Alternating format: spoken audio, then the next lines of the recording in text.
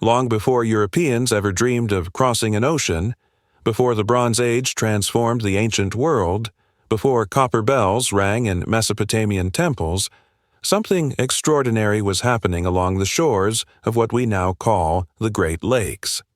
Picture this.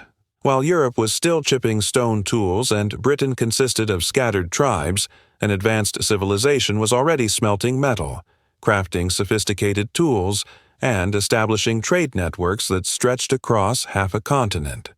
This wasn't happening in Egypt or China. This was happening in North America, 3,000 years before Columbus ever set foot on these shores. The year was 3000 BC. Your grandparents might remember the stories their own grandparents told about the old ways, about craftsmanship and working with your hands. But imagine a time when innovation wasn't about the next smartphone. It was about survival, about pushing the boundaries of what humans could create from the earth itself. In the dense forests surrounding Lake Superior, indigenous peoples were about to revolutionize their world in ways that would echo through millennia. In 1848, a surveyor named William Ives was mapping the shores of Isle Royale when his compass began acting strangely. The needle spun wildly, as if magnetized by some invisible force beneath his feet. What he discovered that day would rewrite our understanding of ancient North America. Beneath the pine needles and moss lay copper deposits so pure, so abundant, that they seemed too good to be true. But this wasn't the real discovery. That would come later. The real revelation emerged when archaeologists began finding tools. Not crude stone implements, but sophisticated copper weapons, ornaments, and implements that belonged to a civilization that had vanished into memory. These weren't random artifacts scattered by wind and time. They were the remnants of the world's first known copper-working culture, a people who had mastered metallurgy when most of the world was still in the Stone Age. Dr. Susan Martin, excavating at the Keweenaw Peninsula in 1963, made the discovery that would send shockwaves through academic circles. "I was brushing dirt away from what I thought was a stone," she later recalled, when sunlight caught the edge of something that gleamed like fire. It was a copper spear point, perfectly preserved, its edges still sharp enough to cut paper. Carbon dating revealed its age, over 4,000 years old. But here's what made archaeologists' hands shake as they held these artifacts. The sophistication was undeniable. These weren't crude hammered pieces. They showed evidence of annealing, cold hammering, and complex metallurgical techniques that European civilizations wouldn't develop for another 1,000 years. Someone, somewhere in ancient North America, had figured out how to work with metal at a level that rivaled anything being produced in the ancient world. The people we now call the Old Copper culture weren't a single tribe or nation. They were a network of communities connected by waterways, trade routes, and shared knowledge that spanned what is now Wisconsin, Michigan, Minnesota, and parts of Canada. From roughly 3000 BC to 1000 BC, they established something unprecedented in human history, a metal-based economy that predated the European Bronze Age. Picture stepping into one of their workshops 4,000 years ago. The morning mist rises from Lake Superior as skilled craftsmen tend fires that burn at precisely controlled temperatures.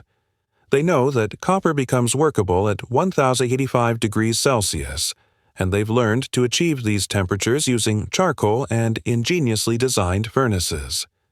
The sound of hammering echoes across the water as workers shape raw copper into tools that will last millennia. These weren't primitive metalworkers fumbling in the dark. Recent analysis of their artifacts reveals techniques that modern metallurgists recognize as sophisticated. They understood work hardening, the process by which repeated hammering strengthens metal. They practiced annealing, heating copper to specific temperatures to restore its malleability. Most remarkably, they had mastered the art of creating complex composite tools by joining multiple pieces of copper with rivets and socketing. Their workshops produced an astounding array of goods. Archaeologists have uncovered copper knives with handles wrapped in woven material, spear points engineered with perfect balance, fish hooks designed with barbs that would make modern anglers envious, and decorative items of breathtaking beauty.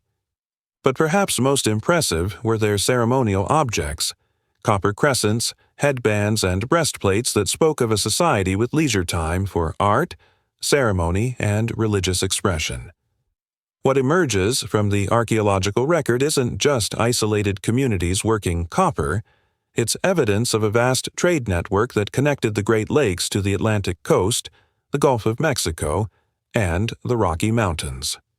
Copper artifacts bearing the unique chemical signature of Lake Superior ore have been found in archaeological sites from Florida to New York, from Oklahoma to Nova Scotia. This wasn't random distribution. This was systematic trade on a continental scale. The scope of this network becomes clear when you follow the copper trail. In Poverty Point, Louisiana, a site contemporary with the old copper culture, archaeologists have found copper beads that originated from Lake Superior mines over 1,000 miles away. In burial mounds in Ohio, they've discovered copper breastplates that show the same metallurgical techniques perfected in the north. Along the Atlantic coast, native peoples were incorporating Lake Superior copper into tools and ornaments that demonstrate cultural exchange across vast distances. But what did these ancient traders receive in return? The answer lies in the raw materials, found at old copper sites: silver from Colorado, marine shells from the Gulf Coast, obsidian from the Rocky Mountains, flint from quarries hundreds of miles away. These communities weren't just metal workers. They were the hub of a sophisticated continental economy based on specialization and exchange. The logistics alone are staggering. Transporting copper ingots weighing hundreds of pounds across the Great Lakes required advanced boat-building technology and navigation skills. Archaeological evidence suggests they used large birch-bark canoes capable of carrying substantial cargo loads. Portage trails connecting waterways show evidence of heavy use, worn smooth by generations of traders hauling precious metal between river systems. More intriguingly, the distribution patterns suggest something even more sophisticated: quality control and standardization. Copper tools found across the continent show remarkable consistency in design and execution, indicating shared technical knowledge and possibly even something resembling industrial standards. This wasn't casual trade. This was organized production and distribution on a scale that wouldn't be seen again in North America until European colonization. The source of their copper empire lay in the mines of Isle Royale and the Keweenaw Peninsula. When European miners first explored these areas in the 1800s, they were astonished to find evidence of ancient mining operations that dwarfed their own efforts. Thousands of prehistoric mining pits dotted the landscape, some excavated to depths of 30 feet or more. The scale of extraction was so massive that geologists estimate ancient miners removed over 500 million pounds of copper from these sites. But how did Stone Age peoples accomplish such monumental engineering? The answer reveals an ingenuity that challenges our assumptions about ancient capabilities. They used fire setting, a technique where controlled burns were used to heat rock faces, which were then doused with cold water to create thermal shock that fractured the stone. Wooden levers and stone mauls completed the extraction process. The efficiency was remarkable. Modern analysis shows they left behind very little recoverable copper, indicating extraction methods that were nearly 100% effective. Archaeological investigations of these ancient mines reveal sophisticated planning and organization. Mining sites show evidence of seasonal camps where workers lived for months at a time. Food storage areas, tool workshops, and residential structures suggest operations that involved dozens of workers over extended periods. Some sites show evidence of multi-generational use, indicating mining knowledge passed down through families or guilds of specialized workers. The tools they left behind tell their own story of innovation. Stone hammers weighing up to 40 pounds, perfectly balanced for breaking rock. wooden shovels carved from single pieces of hardwood, shaped for maximum efficiency. Copper wedges and chisels used to split rock along natural fractures. Even their lighting system was sophisticated. They used pine torches and animal fat lamps to illuminate underground workings, leaving behind carbon deposits that modern archaeologists can still analyze. Perhaps most remarkably, these miners practiced conservation. Unlike later European extraction that focused on speed and maximum yield, ancient miners showed evidence of sustainable practices. They followed copper veins systematically, supported tunnel walls to prevent cave-ins, and maintained their tools for decades of use. Their approach to mining showed a long-term perspective that planned for generations of continued extraction. The abundance of copper transformed these communities in ways that rippled through every aspect of their society. For the first time in human history north of Mexico, people had access to metal tools that were superior to stone in almost every practical application. Copper knives held sharper edges longer than flint. Copper fish hooks were more durable and reliable than bone. Copper needles allowed for finer, more sophisticated textile work than their predecessors could imagine. This technological advantage created specialization on a scale previously unknown in the region. Master metalworkers emerged whose skills were so valuable that they could devote their entire lives to craftsmanship, supported by agricultural surpluses produced more efficiently with copper tools. Evidence from burial sites suggests these artisans held elevated social status. Their graves contain elaborate copper ornaments and tools that speak of both wealth and respect within their communities. The social implications were profound. Access to superior tools meant more efficient hunting, fishing, and farming. Copper fish hooks allowed for more reliable food production. Copper-tipped spears and arrows made hunting more successful. Agricultural tools lasted longer and worked more effectively, creating food surpluses that could support larger populations and more complex social structures. Women's roles were transformed as well. Copper needles and cutting tools revolutionized textile production, allowing for more elaborate clothing and artistic expression through fabric work. Burial evidence suggests that some women became specialized textile workers whose products were valued enough to trade across vast distances.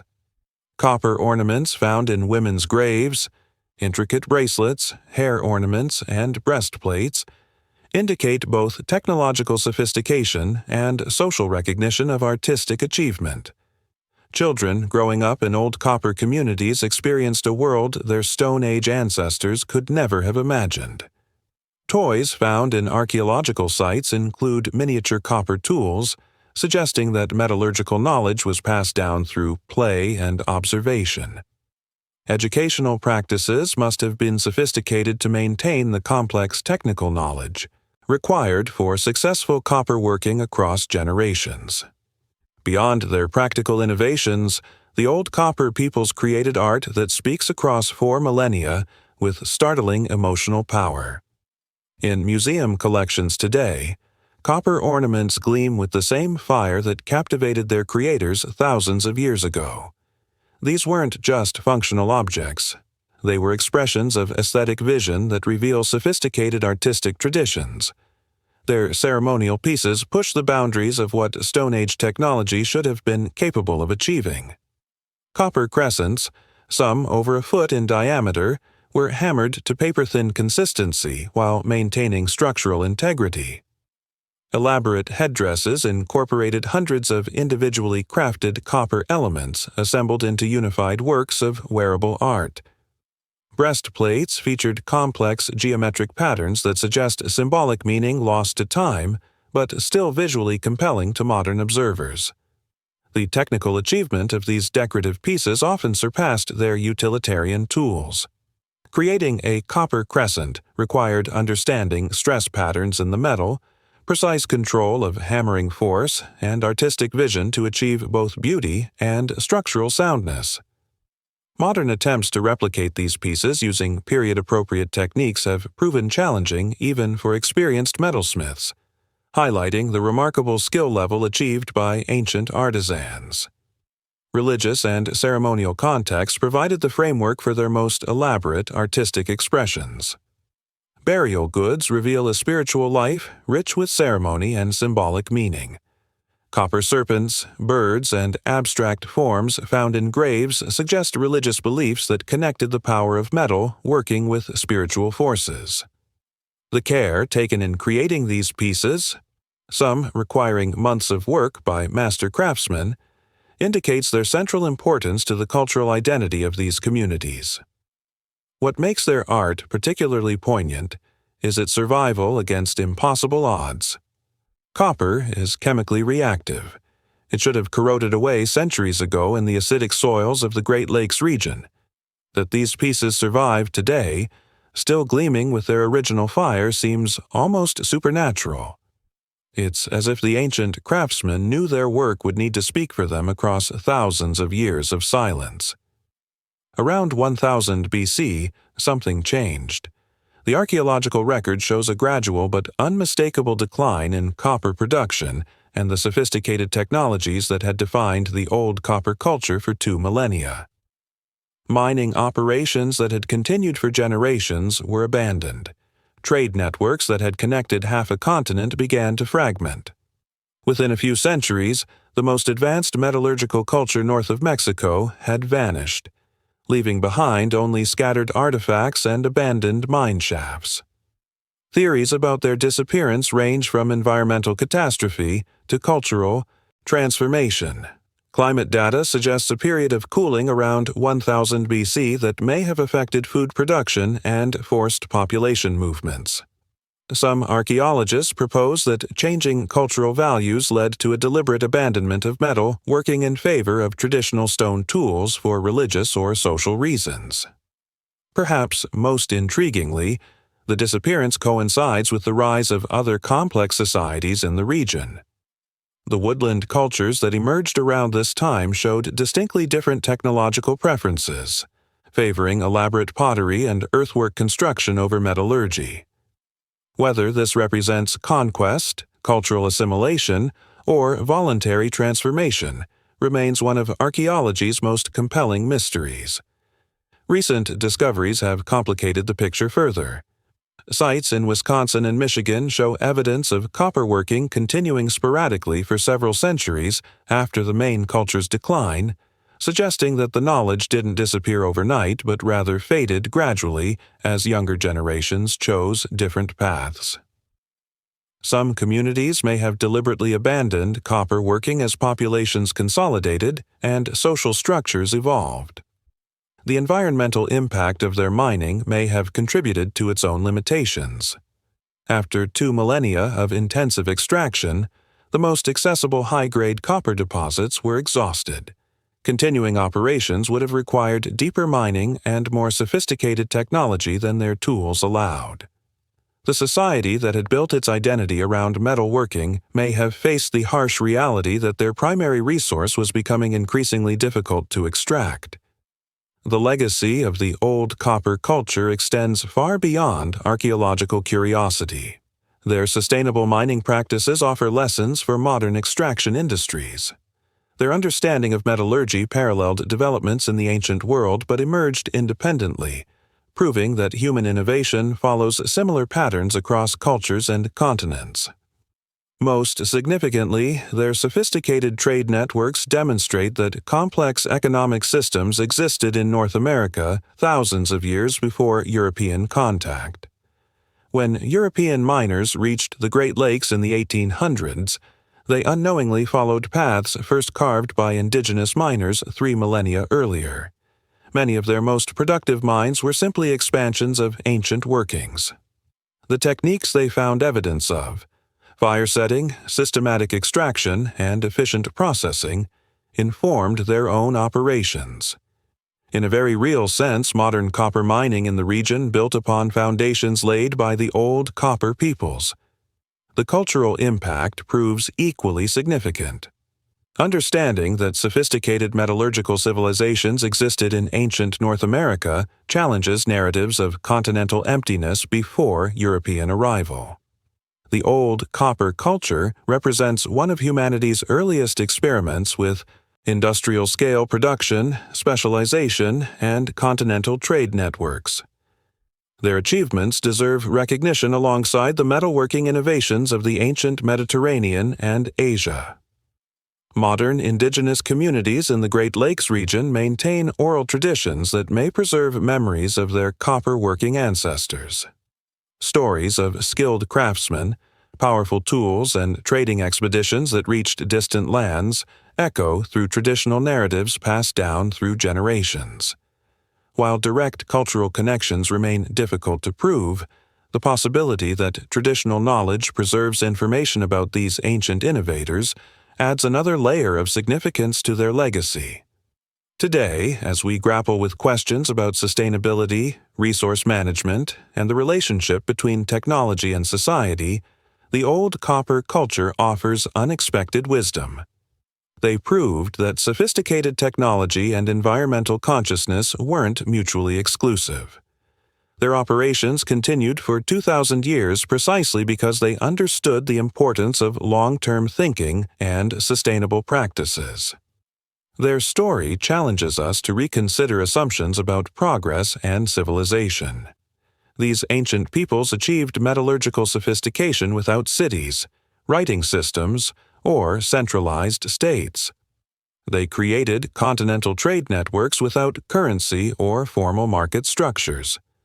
They sustained industrial production for 2 millennia without depleting their resource base beyond recovery. Perhaps most importantly, they remind us that human innovation doesn't follow a single path.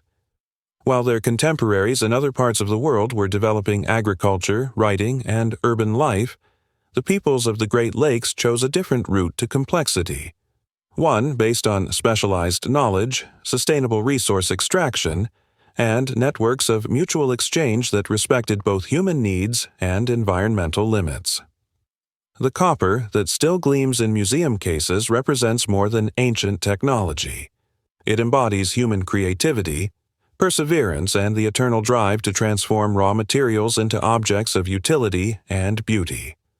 When light catches the edge of a 4,000-year-old copper spear point, it reflects not just photons but the flame of human ingenuity that burns as brightly today as it did in the workshops of ancient Lake Superior. The old copper culture may have disappeared from history's stage, but their innovations continue to influence the world we inhabit. Every time we balance efficiency with sustainability, every time we recognize that technology serves humanity rather than the reverse, every time we choose cooperation over competition in solving complex problems, we honor the legacy of North America's first metal masters. In an age when we worry about the environmental cost of our technologies, when we seek sustainable solutions to industrial challenges, when we strive to build economic systems that serve all participants fairly, the old copper peoples offer a compelling example. They proved that sophisticated technology and environmental stewardship could coexist, that economic networks could span continents without exploiting participants, that human innovation could achieve remarkable results without sacrificing the long-term health of the systems that sustained it. Today, archaeologists continue to uncover new evidence of the old copper culture's remarkable achievements. Recent excavations at sites across Wisconsin and Michigan reveal that their influence extended even further than previously imagined. Ground-penetrating radar has identified hundreds of previously unknown mining sites, suggesting that the scale of their operations may have been vastly underestimated. Modern chemical analysis of copper artifacts using mass spectrometry allows researchers to trace individual pieces back to specific mining locations, revealing trade patterns of stunning complexity. A copper bracelet found in a burial mound in Ohio can now be definitively linked to ore extracted from a specific pit on Isle Royale. These connections paint a picture of economic organization that rivals anything achieved in the ancient world. Climate researchers studying ice cores from Greenland have found evidence of atmospheric copper particles dating to the height of the old copper culture, suggesting that their smelting operations were extensive enough to create detectable environmental signatures thousands of miles away. This evidence positions them among the earliest human societies to achieve industrial-scale metal production, a remarkable accomplishment for a culture that left no written records of their achievements. The wisdom embedded in their approach to technology and resource management speaks directly to modern challenges. As contemporary society struggles with questions about sustainable development, renewable resources, and the environmental impact of industrial production, the old copper peoples offer a compelling alternative model. They demonstrated that sophisticated technology doesn't require environmental destruction, that prosperity doesn't demand depletion, that innovation and conservation can advance together. Their approach to trade and economic organization also provides insights relevant to our globalized world. Without currency, central banks, or formal markets, they created economic networks that functioned successfully for 2 millennia. Their system emphasized mutual benefit over extraction, relationship building over profit maximization, and long-term sustainability over short-term gain. Perhaps most significantly, they prove that human societies can choose different paths to complexity and achievement. While their contemporaries in other parts of the world were developing hierarchical state systems, monumental architecture, and written language, the old copper peoples chose technological sophistication, environmental harmony, and distributed networks of cooperation. Their alternative model of civilizational development deserves recognition and study. In the end, the old copper culture reminds us that human creativity and ingenuity are not bound by the limitations we imagine. 4,000 years ago, in forests that many would consider primitive wilderness, innovative peoples were solving complex technological challenges, building continental trade networks, and creating art that still takes our breath away.